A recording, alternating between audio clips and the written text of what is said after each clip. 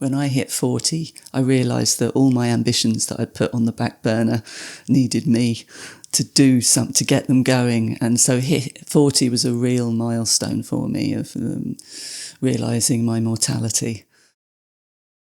My motivation was, if I don't do this now, I feel a bit emotional even saying it, like if I don't do this now, I will regret it. I won't be able to live with myself. To be a therapist, you need to know yourself, so you know where you stop and the other starts. Otherwise it can get very, very messy. Welcome to another episode of the Mental Health Expedition, and today my guest is Alison Burnard. Alison, hello, and welcome on the podcast. Hi, Pavel. How are you keeping? I'm good, thank you. A little tired. Saturday morning I'm usually in bed. But no, I'm really excited to be here. Thank you. My first question is, how did your journey into psychotherapy begin? Hard to pinpoint that. I could say that my first experience of being reflective was going to yoga with my mum at the age of 12. I did it a bit younger with her at home as well, but going to yoga at the age of 12 to my first yoga class. And we did some meditation and guided visualizations and things. And that, I suppose that was my first concrete experience of exploring my inner world. And then throughout my teenage years, I think I was motivated by wanting to feel comfortable in my own skin. So I went to loads of different workshops and gurus and meditation retreats, all different kinds, divination cards, or, any which way to find out about myself, to get to know myself. Came over to Ireland about 30 years ago, and my life really, really took off when I came to Ireland. So I was going to say came back to Ireland, as my ancestors are from Ireland. I started really looking at myself and going to therapy then. I went into Al-Anon, into the 12-step program, and through there went to counselling, and I was facilitating concerned persons groups in an addiction treatment centre. So that was my first sort of introduction to working as in a therapist type role, and I really, really enjoyed it. And so I had a Gestalt therapist then, and a friend who recommended her to me, and she was doing the training as well, my friend, the Gestalt training, and she just knew that I would love it, and I just carried on from there. And in the 12-step program, you were the service provider? I was in the program and I was training as a facilitator in the groups as well at the same time. And when you came to Ireland, did you know this is what you want to do? Or did it just naturally evolve for you? I think I was always interested in psychological things. Yeah, and I think from a young age, I had this sort of question in me, like, is this all there is? Surely this isn't all there is. I hope this isn't all there is. Things just seemed, a bit restricted in some way or small in some way. I was always looking for deeper things.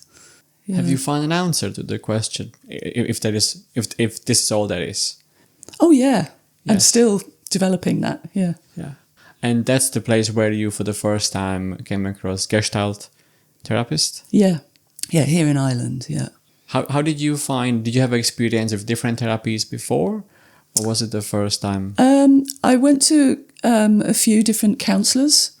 So it wasn't until I went to my Gestalt therapist at the time that I experienced Gestalt then.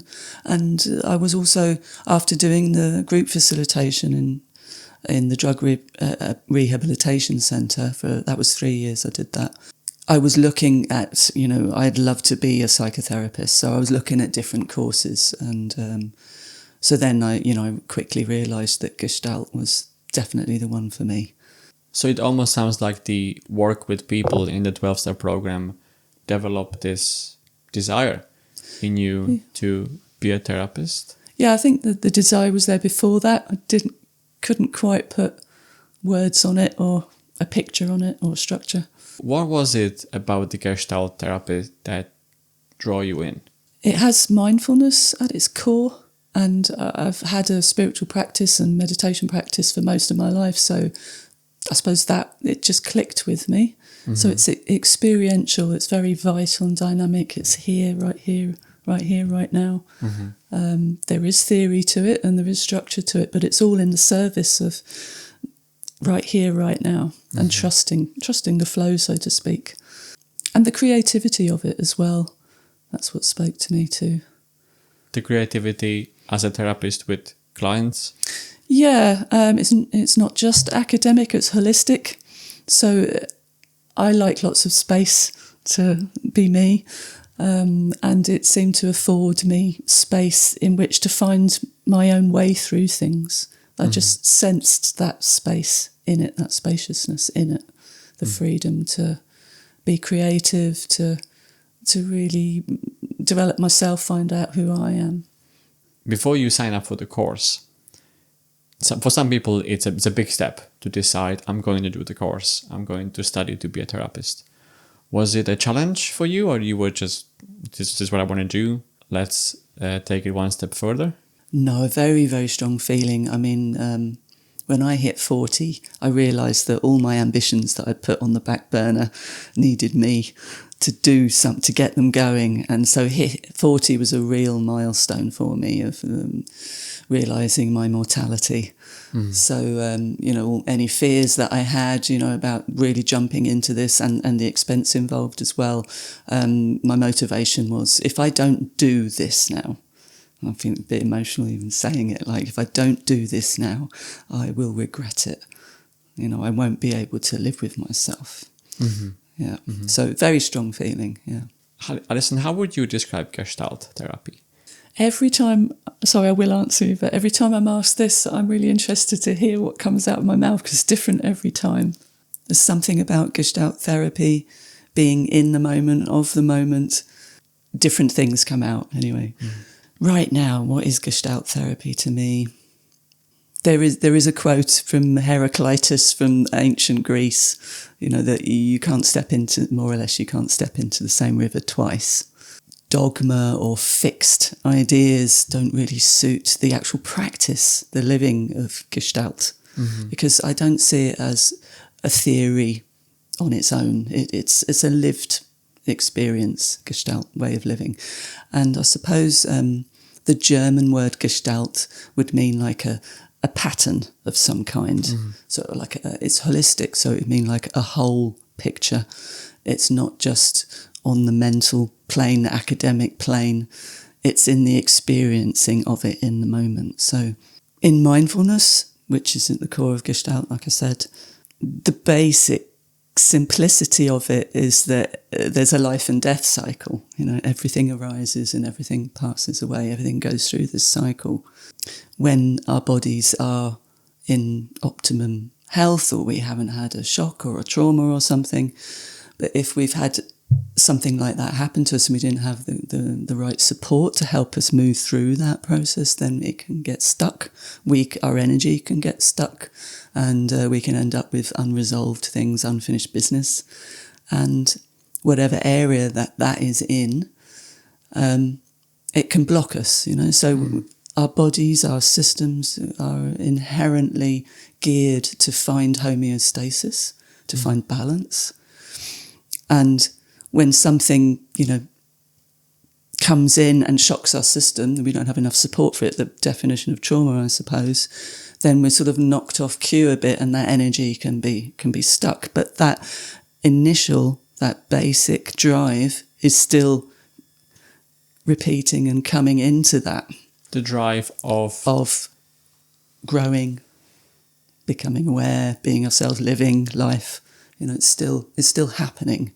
So it'll just keep bashing into it. So if we keep, having blocks, we keep having problems, things, that discomforts, the same sort of patterns, then the basic blueprint from where I work from is to pay attention and notice these patterns, these repetitions. So if I'm sitting with a client, I might be I'm paying attention to them, obviously, but I'm also paying attention to myself as well.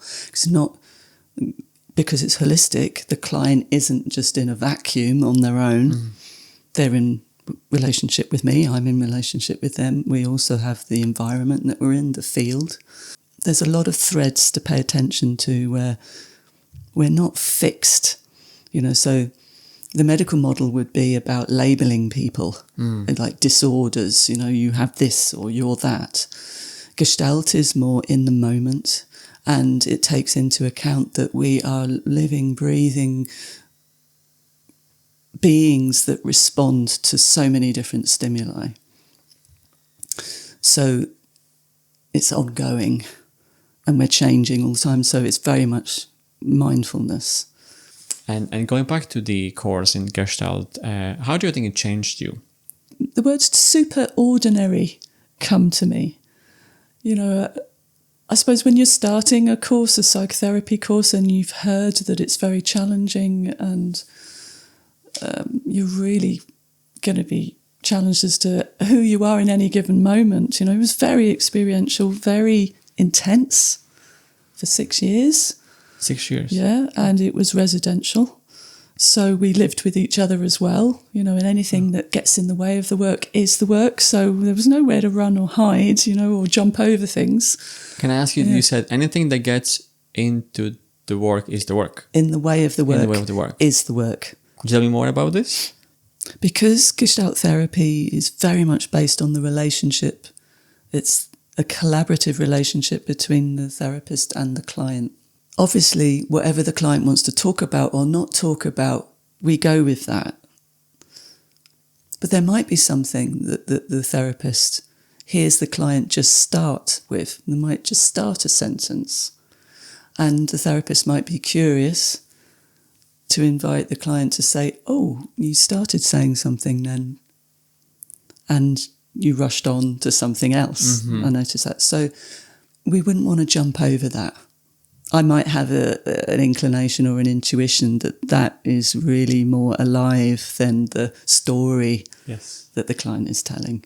How would you bring it to the client's awareness that there was something that might be not? How would you work with that? So in Gestalt, we talk about phenomenology, which is just basic. It's a long word, but it's just basic for whatever we notice, whatever phenomena we notice in the present moment. So right now I just scratched my nose. That's a phenomena, and I'm looking at you and you look to be, you're giving me eye contact. I can see you looking at me. Your mouth is open a little bit. That's just phenomena, different phenomenology. So it really depends on where we're at in the therapy, because there's loads of different stages to therapy, particularly involving trust. So if it was right at the beginning of the therapy, I might not bring it up. I might just allow the client just to be as they are and allow them to settle in themselves. Mm-hmm. But if it had been going on for a while, the therapy, and I felt that we had some trust between us, I might come in then and say, oh, I noticed that you were about to say something. I'm really interested in what you were about to say. Or I might just say the first couple of words of the sentence in a questioning way as an invite for them to come in and come back to that original sentence that was flowing through you, if they wanted to. I mean, I always say at the beginning of therapy, and I make sure the client really gets this, that if they have free rein, and what's free rein, they have autonomy. I respect the client's sovereignty to choose whatever they want to talk about, whether they want to walk out the room or anything, So if there's a question that you don't want to answer, you can just say, no, don't want to answer that, so that is known. But I'm in the equation too. So we're collaborating with each other.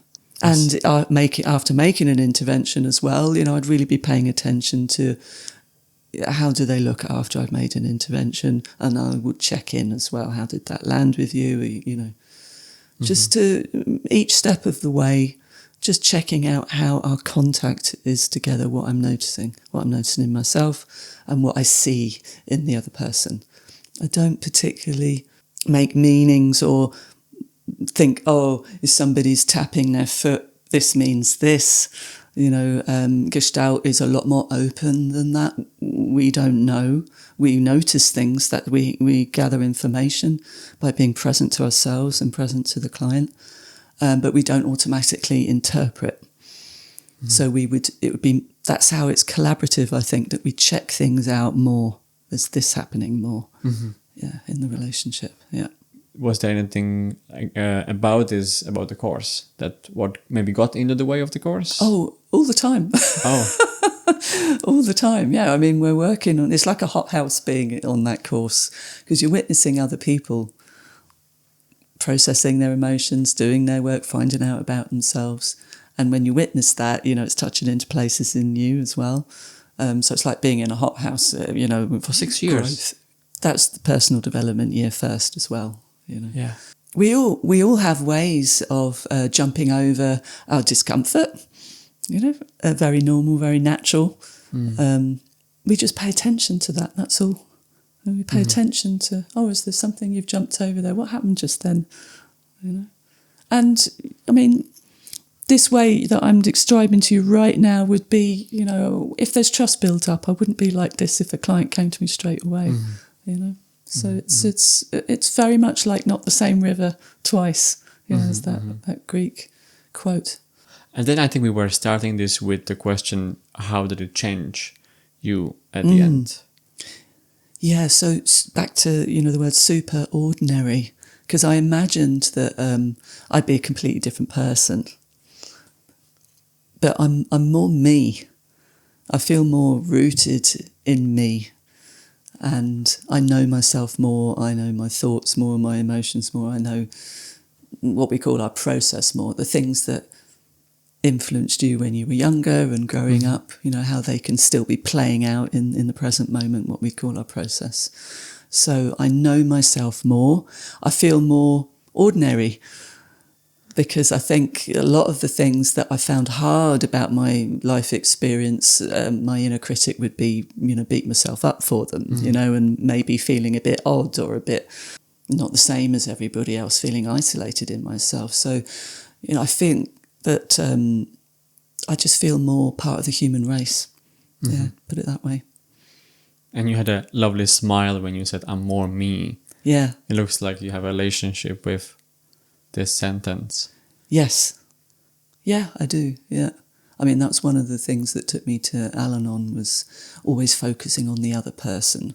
And so I was abandoning myself and didn't know me. Is it this part of getting to a destination where you say, I know myself more? Is it one of the maybe goals of Gestalt therapy? To be a therapist, you need to know yourself. So you know where you stop and the other starts. Otherwise it can get very, very messy. I think it just happens. It happens anyway, if you're in a hard place and you're coming to a professional for support, you will get to know yourself more. I don't think you can go to therapy without getting to know yourself more. And you also mentioned that therapy has different stages. The beginning stage depends if the client's been to therapy or not. If they have other experiences of therapy, then they will have to get used to the kind of therapy that I do if they haven't been to a Gestalt therapist before. But then every Gestalt therapist is different as well. The beginning stages, I'm sitting back a lot in the beginning stages, even though I'm really paying attention. I'm sitting back and just allowing the client to be themselves as much as possible, and to create a safe space as much as possible, and to focus on the client's resources, find out what resources they have, as in their support network, how they are in themselves, their relationship with themselves, if they've done any personal development work, just assessing all those sorts of things, and really paying attention to my sensations sitting with the person as well. So I'm just as open and as present as possible, especially in the beginning stages. I mean, throughout all the stages, I endeavour to be that. But in the beginning, creating a safe space and being as transparent as possible about that, what that means for the client, and working with them to, get some kind of foundation of trust. How does it then develop into the next stage? I couldn't really call it Oh, I suppose maybe the next stage would be after having an informal review. So I put it to the client at the beginning that depending on what they're coming for, if it's something really deep-seated, because psychotherapy is more about the deeper-seated things than my understanding of counselling, a little bit more solution-focused and on the surface. With psychotherapy, hearing what a client wants, then I'd say to them, about it takes commitment, it takes honesty, and things might feel a bit harder in the beginning, because you might be facing your feelings. But before you make your mind up completely about whether you think this is a good fit with me, we'll check in after 4 to 6 weeks, just an informal review, just to see, are you getting your needs met? How do you feel the fit is? And what directions do you want to go in? Is there anything I'm doing which, isn't helpful to you? So I tend to find that is it. The second stage would be after that, like, are they on board? Because before it was just checking each other out. And I'm always saying to a client, even if you book 4 to 6 weeks as a block, you can, you've got free choice. You can go whenever you want, but it's something about having a structure and just sticking with it just to see, because there is such a journey getting to know people and the client getting to know how I work as well. Are there any common things clients mention in those after 6 weeks reviews? What's coming to mind is how much fear there is.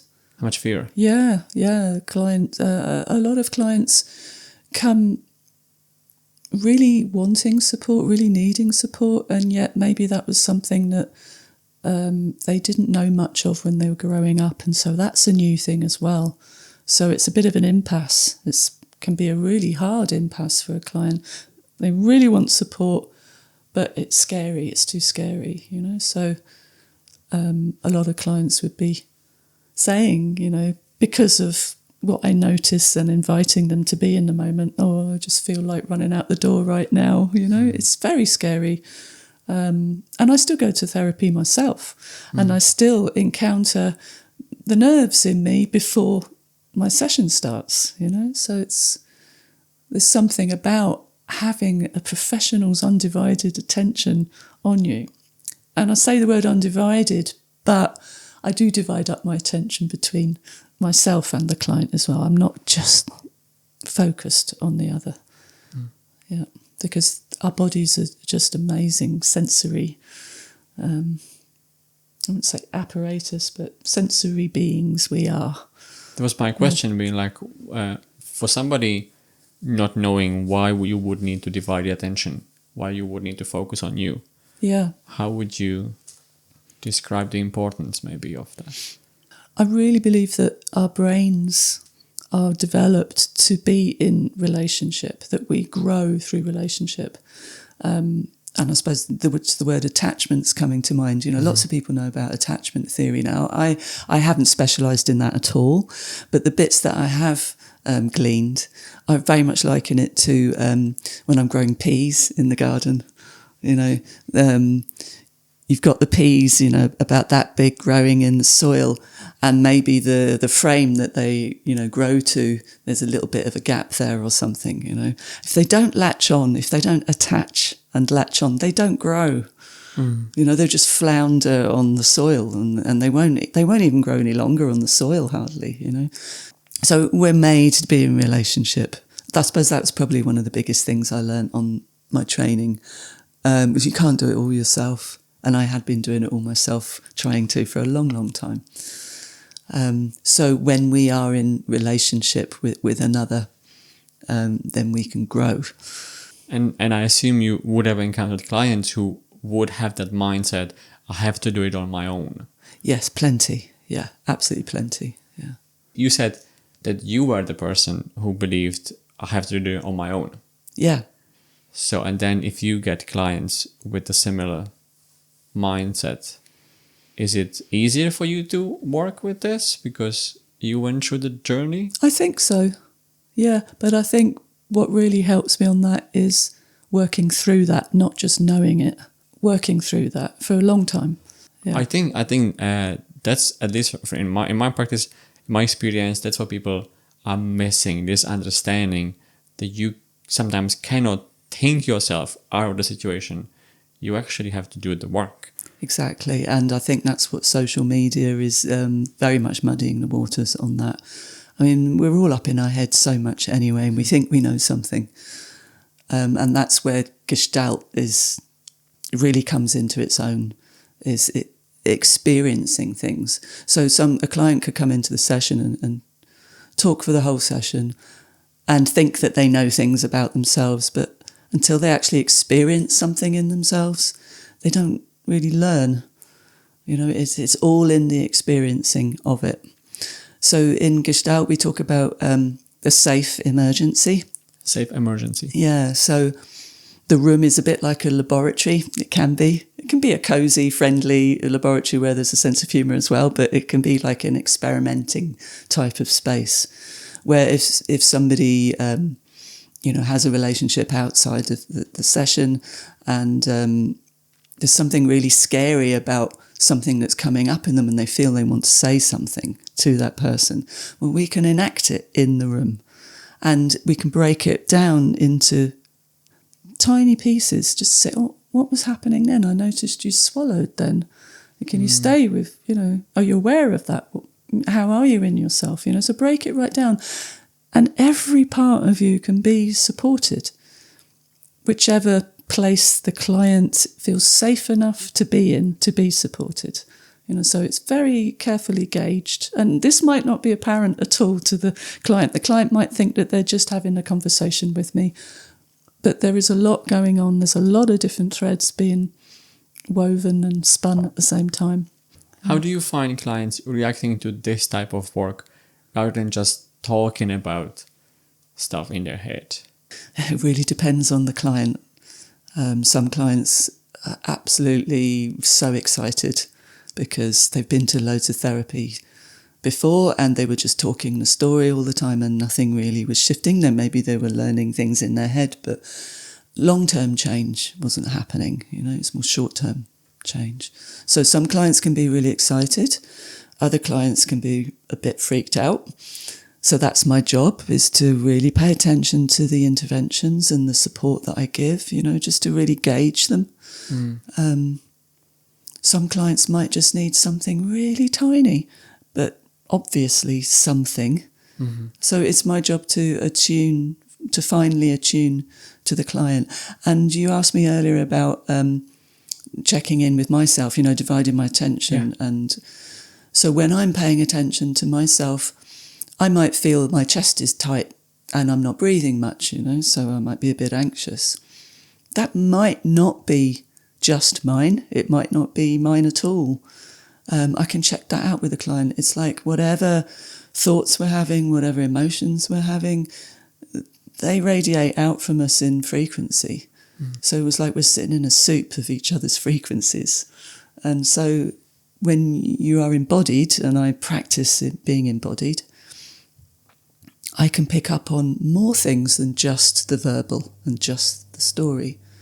And our bodies, what's happening in our bodies remember things.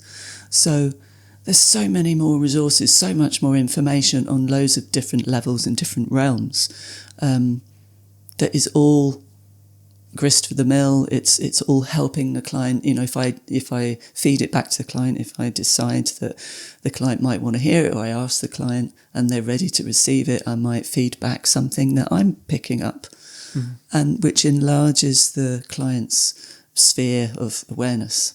And when I say awareness, I'm not just meaning they've heard something and they intellectually know it.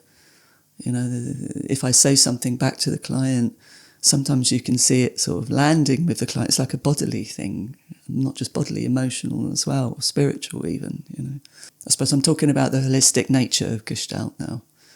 It's not just a talk therapy. It is so much more than that. And in the way that I work as well, it's more than body and emotions as well. I'm very much interested in the world of spirit too. So ancestors, maybe other lives, I don't know, but everything that's in the present moment comes from so many different other places as well. how would you describe the awareness that you mentioned? So it's not in one's head. To me, awareness is separate from thinking. So I can be aware of my thinking, and awareness can be not just confined to my body either. Awareness doesn't seem to, I mean, a lot of people think that, my brain's in my head and Yes. that's my mind, and, that's where I think, my brain is thinking. That's maybe also where I am. Yes. Right? Yes, exactly. Yeah. The head-centric. Yeah. So, all the different types of meditation I've done and the different kinds of spiritual experiences that I've had, I find it very hard to think of my mind as just in here. I really like the Buddhist analogy of sky mind. Sky mind. Yeah, and any thoughts that happen in your sky mind, are just passing through. Yeah, so it's limitless. It's a big expanse. Mm-hmm. I think that the thoughts that we have are absolutely fascinating. I'm fascinated by thoughts and where they come from. And I'm just on this journey of investigation. And I haven't made up my mind. You can't exactly evidence-base it, if you come to any conclusion. There's lots of different realms, how I see it. And this is mindfulness as well, so we have the physical realm and the mental realm and the emotional realm and maybe the spiritual realm, however somebody might define that or not.